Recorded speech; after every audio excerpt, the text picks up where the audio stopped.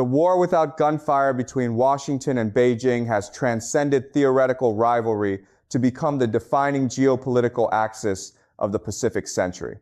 As we navigate the 2025 to 2026 landscape, marked by the re-escalation of Trump-era tariffs and the zero-sum chip wars, the global order is at a tectonic crossroads. However, a critical flaw has emerged in Western strategy: strategic myopia. Washington appears to be repeating a historical pattern of underestimating an adversary's capacity for radical diversification and systemic resilience.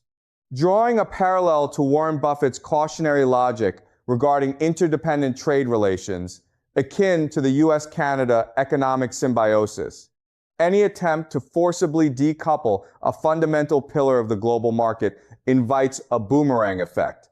This paper argues that instead of containment, US pressures are inadvertently accelerating China's evolution into a self-reliant fortress economy. In this long game, the pivotal question remains: is the US securing its hegemony, or is it architecting its own obsolescence in an increasingly multipolar world? The current US-China friction is not a mere trade spat. It is the terminal collapse of the engagement era initiated in 1979. What was once envisioned as a path toward a liberalized China has morphed into a zero-sum struggle for global primacy. The deficit of trust. Decades of massive trade deficits peaking at $400 billion served as the catalyst for the 2018 Phase 1 trade deal, marking the end of the business as usual approach. By 2025 to 2026, the focus has shifted from balancing ledgers to securing the commanding heights of the future economy. Technological containment. Through the CHIPS Act and aggressive export controls, Washington is weaponizing interdependence.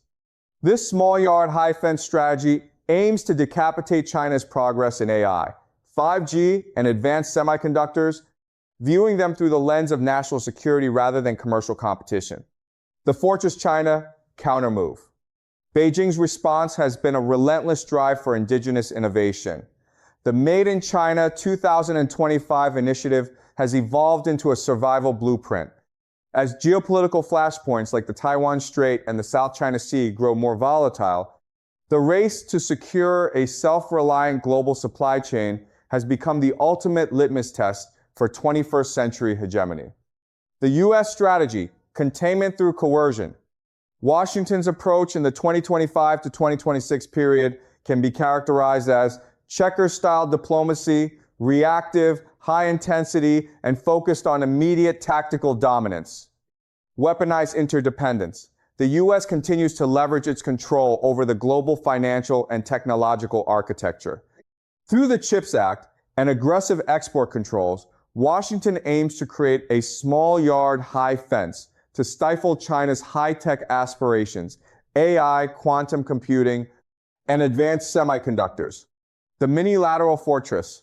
Instead of broad global agreements, the U.S. is doubling down on minilaterals, such as AUKUS, Quad, and the IPEF. These alliances are designed to construct a strategic noose around China's maritime and economic corridors. The volatility of term-based politics.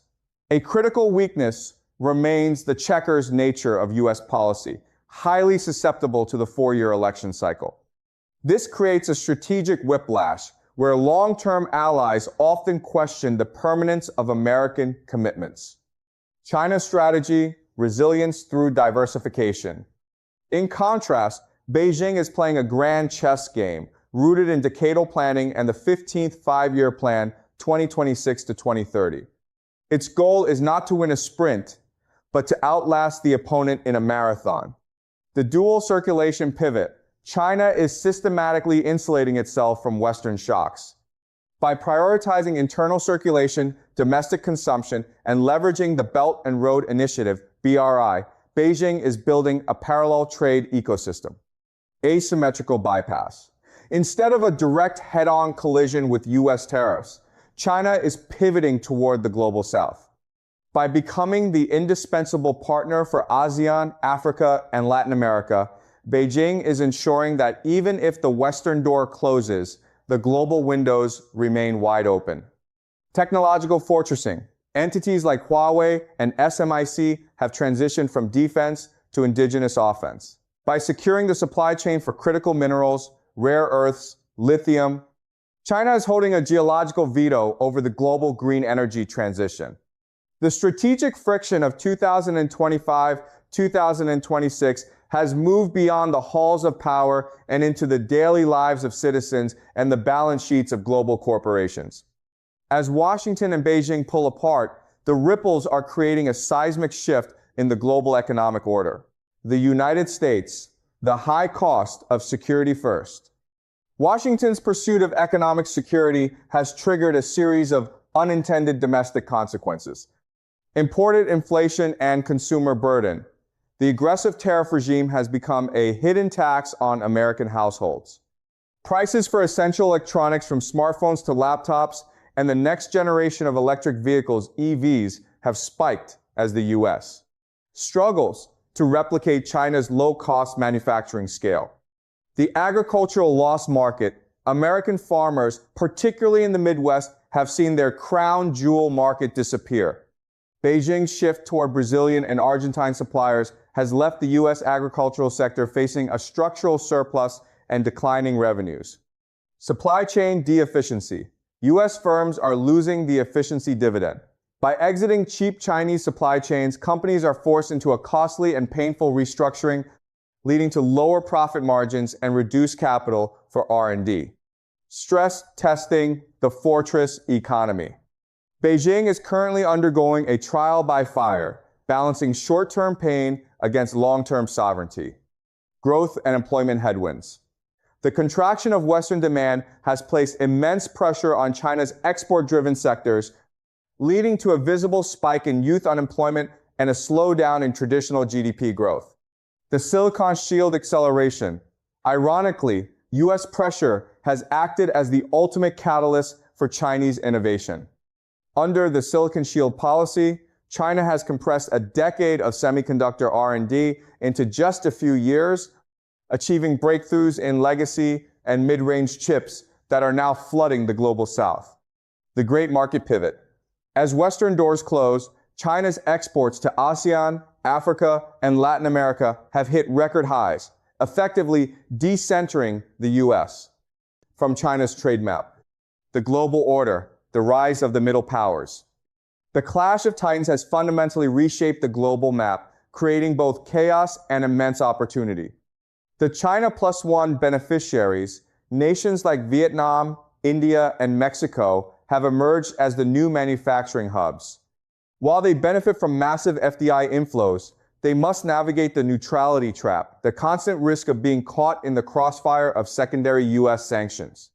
From just-in-time to just-in-case, the global supply chain has shifted from a model of maximum efficiency to one of maximum resilience. This transition has ushered in an era of double inflation, where prices remain permanently higher due to the sheer cost of duplicating supply chains and securing energy routes.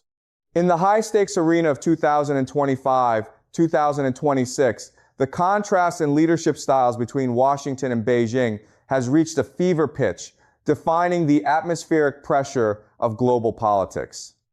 The United States, the disruptive enforcer, whether through the institutionalized containment of the Biden-Harris era or the radical tariff threats up to 60% of a Trumpian approach, the U.S. leadership style is characterized by direct imposition. Tactics. Washington utilizes economic shock therapy, leveraging the dollar and the chip ban as blunt instruments to force a realignment of global trade. The alliance architecture. The U.S. acts as a proactive architect of security blocks, aimed at creating a ring of high-tech containment around China. However, this approach often suffers from strategic volatility, driven by the domestic political pendulum. China, the resilient strategist. Under Xi Jinping, China has adopted a posture of asymmetric resilience, prioritizing internal strength over external tit-for-tat escalation. Strategic restraint. Beijing has largely avoided direct equivalent tariff retaliation, which often yields diminishing returns. Instead, the focus has shifted to high-quality development, an internal drive to achieve technological self-sufficiency and economic dual circulation. The new diplomacy. While maintaining the core principle of not being bullied, China's diplomacy has become more surgical. The aggressive wolf warrior rhetoric is being calibrated into a more statesman-like strategic patience, aimed at positioning Beijing as the stable alternative to a volatile Washington. The long game philosophy. Xi's leadership is anchored in decadal continuity, while the U.S.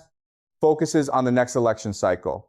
Beijing is focused on the 2035 and 2049 centennial goals, waiting for the strategic window to open as Western alliances potentially fray under economic pressure. The friction of 2025-2026 has officially interred the era of post-Cold War hyperglobalization. We are now witnessing the birth of a bifurcated world order that challenges every long-held Western assumption. The end of the supply chain monolith. The persistent belief that the U.S. and its allies hold an eternal monopoly over global supply chains has been debunked. China's successful fortressing of its semiconductor and green tech sectors proves that strategic indispensability is no longer a Western-only privilege. The rise of multi-alignment strategy, neutral middle powers, Vietnam, Indonesia, Brazil, Turkey have rejected the binary choice. By adopting a de-risking without decoupling approach, they are maximizing their leverage, ensuring they remain integrated with China's factory floor while enjoying U.S. security cooperation. The birth of a parallel system. We are seeing the crystallization of two distinct global operating systems. The Western Bloc, centered on the U.S. dollar, NATO, AUKUS security, and high-fence technology standards. The Global South pivot, centered on Chinese infrastructure, resource-backed trade, and an awakening Global South that increasingly views U.S. values-based diplomacy as a relic of the past. The erosion of global commons. The most tragic casualty of this rivalry is the common good. As cybersecurity and tech standards, splinternet, become zero-sum battlegrounds, global cooperation on climate change has fragmented into competitive green protectionism. The path forward, realpolitik over impulse. The United States requires a structural shift toward strategic realism. Impulsive, tariff-heavy policies without a long-term economic alternative for the Global South risk, isolating Washington more than Beijing. For the rest of the world, the goal is no longer to choose a side, but to master the art of multiplex diplomacy in a world where power is no longer concentrated in a single capital. Final closing. The U.S.-China confrontation is the crucible of the 21st century. It is not merely a struggle for hegemony, but a global masterclass in the power of resilience and strategic diversification. Final thought. The world is watching, and the stakes have never been higher. If the current trajectory of decoupling remains unmanaged, the lessons of today will seem inexpensive compared to the systemic shocks of tomorrow. Persistence is the new power,